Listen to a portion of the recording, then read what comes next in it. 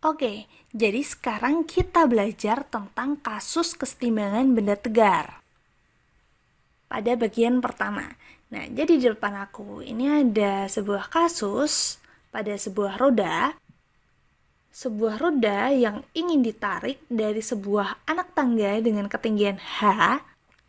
Nah, kasus dari kesetimbangan benda tegar ini, di sini kita akan mencari kira-kira berapa gaya minimal yang diperlukan untuk menarik bola ini supaya dia naik ke atas anak tangga. Nah, untuk mendapatkan jumlah gayanya sebenarnya mudah. Ya udah kita keluarin aja gaya sebesar-besarnya. Pasti dia keangkat. Nah, sebenarnya itu jawaban yang benar ya, tapi belum eksak. Nah, kalau di fisika kita kan pengennya yang eksak-eksak tuh. Nah, jadi kita bisa tahu nih, pasnya itu yang kita keluarin itu berapa sih? Supaya ketika dia ditarik, kita bisa mengeluarkan gaya seminimal mungkin sehingga si rodanya itu naik gitu. Nah, untuk mencari gaya yang dibutuhkan untuk mengangkat roda ini, nah, karena bola ini merupakan benda tegar, nah benda tegar itu benda yang ketika kita kasih gaya dia tidak berubah bentuknya. Nah, maka untuk kasus benda tegar kita bisa memasukkan syarat kesetimbangan benda tegar. Nah, masih ingat nggak sih syarat kesetimbangan benda tegar itu ada apa aja? Nah, kalau kalian sudah lihat video-video sebelumnya, syarat kesetimbangan benda tegar itu ada dua. Yang pertama, jumlah gaya yang bekerja pada suatu sistem ini harus sama dengan 0. Nah, yang kedua, jumlah torsi yang bekerja. Oke, di kasus ini kita akan menggunakan torsinya ya. Tapi kita coba urai dulu ya. Karena salah satu syarat untuk mencari gaya minimum, dan kalian bisa menggunakan syarat kesetimbangan benda tegar, minimal kalian bisa menguraikan gaya-gaya apa saja yang bekerja pada benda tersebut. Kira-kira benda ini mempunyai gaya apa aja nih? Nah, ingat, setiap benda pasti dia memiliki sebuah gaya, yaitu gaya berat. Karena dia punya massa. Nah, letaknya di mana? Di pusat massanya, dan arahnya kemana? Nah, arahnya ke bawah atau ke pusat bumi. Oke, kita coba gambar aja di sini. Letaknya di tengah-tengah ini di pusat. Nah, letaknya di sini ke arah bawah. Nah, di sini W gitu ya. Berat benda. Nah, kemudian kira-kira ada gaya apa lagi nih? Yang ada di sini nih gayanya nih. Nah, kalau kalian perhatikan, ini bendanya ini nempel di dua bagian nih. Di sini sama di sini. Nah, ingat, kalau sebuah benda menempel suatu permukaan, maka di situ nanti akan timbul suatu gaya nih. Namanya gaya apa? Nah, iya bener banget. Ada gaya normal. Nah, arahnya kemana? Nah, arahnya tegak lurus dengan permukaan bidang. Nah, karena bidangnya ada di sini, nah tegak lurus dari permukaan bidang, dia munculnya kemana? Nah, ini ada ke sini nih. N. Besar gaya normal. Nah, ini kita anggap N1. Nah, dan ini juga ada gaya normal nih ke atas. Ini kita tulis N2.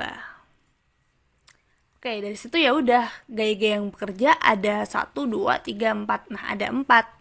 Nah, tapi salah satunya harus hilang, guys. Nah, loh kok hilang? Nah, iya, karena kita akan mengangkat roda yang ada di sini ya.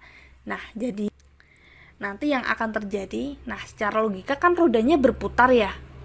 Nah, berputarnya begini. Nah, nanti kalau dibayangin. Nah, yang terjadi apa? Nah, yang terjadi yang di bagian sini terangkat nih. Bener nggak? Iya dong. Iya, nah karena dia terangkat berarti dia nyentuh permukaan nggak? Nah, nggak ya. Oke, nah karena nggak nyentuh permukaan, nah berarti di sini nanti berakibat pada apa? Nah, iya, N2-nya hilang nanti. Nah, iya, jadi ketika dia terangkat, nanti N2-nya hilang. Nah, nanti jadi cuma kayak gini, guys. Nah, nanti berarti gaya normalnya cuma 1. Nah, oke, jadi N-nya cuma satu, ini aku hilangin aja. Jadi nanti tinggal 3 gaya yang bekerja.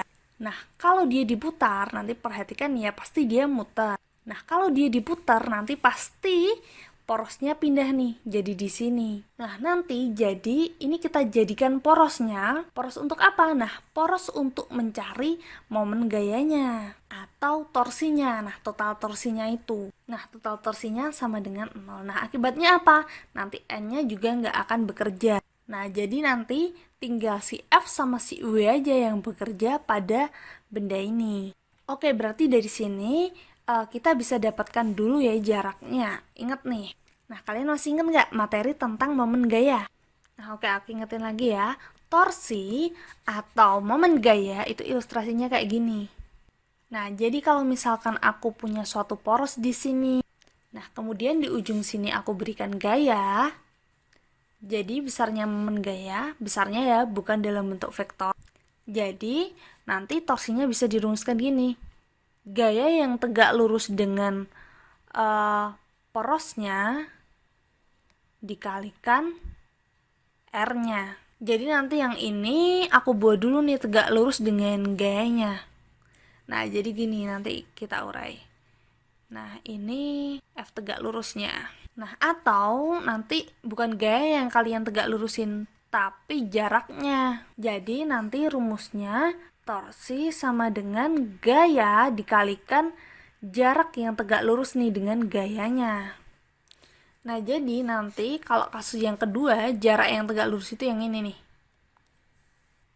Nah, jaraknya yang ini. Nah, bedanya gitu. Nah, jadi kita bisa buat dua pilihan.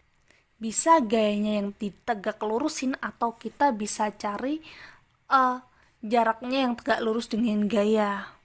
Nah, untuk kasus yang ini aku mau pakai bagian yang kedua ini supaya lebih mudah aja gitu. Nah, jadi untuk mempermudah ngerjain soalnya, kalian harus bikin sudut dulu nih. Nah, ini kan terbentuk sudut ya. Jadi aku bikin sudut theta aja nih di sini. Nah, dari sini porosnya ada di sini dan gayanya ada di sini. Berarti gaya yang tegak lurus kemana? Nah, jarak yang tegak lurus kan ke sini ya. Nih. Nah, berarti ini jaraknya nih.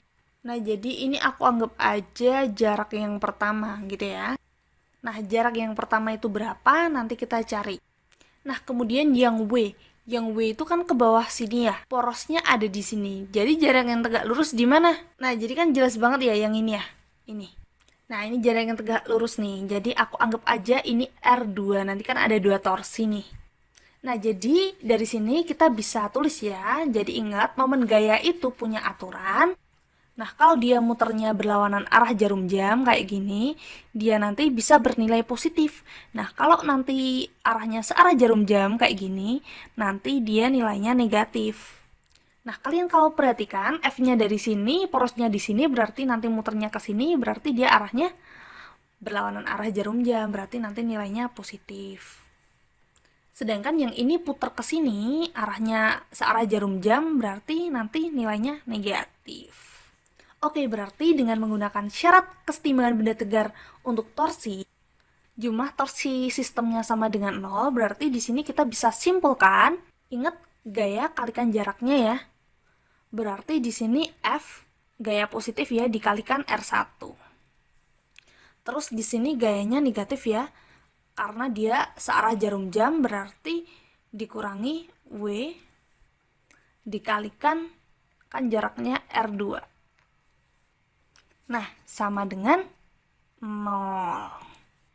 Nah, berarti nanti kita bisa cari nih. W-nya pindah ke kanan, berarti nanti F-nya kita bisa hitung sama dengan W kali. Nah, kan kita udah dapat persamaan ini. Nah, ini kita bisa pindah ruaskan.